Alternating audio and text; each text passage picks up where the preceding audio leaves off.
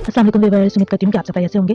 मैं आज आप लोगों के लिए हार्मोन्स के डिस्टर्बेंस को दूर करने के लिए, हार्मोन्स को बैलेंस करने के लिए एक ज़बरदस्त सी रेमेडी लेकर आई हूँ। उम्मीद करती हूँ कि मेरी बाकी रेमेडीज़ की तरह ये रेमेडी भी आप लोगों को पसंद आएगी। चलो देखते हैं कि आज की इस रेमेडी को बनाने के लिए हमें किन इंग्रीडिएंट्स की ज़रूरत है।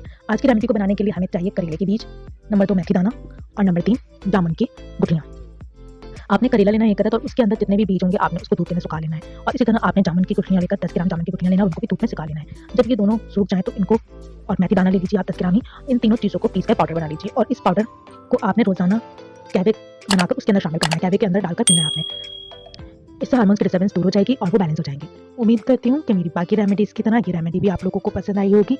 मेरी इसी तरह की आसान सी रेमेडीज़ को हासिल करने के लिए मेरे चैनल को सब्सक्राइब कीजिए, मेरी वीडियोज़ को लाइक और शेयर कीजिए। अल्लाह हाफ़िज़।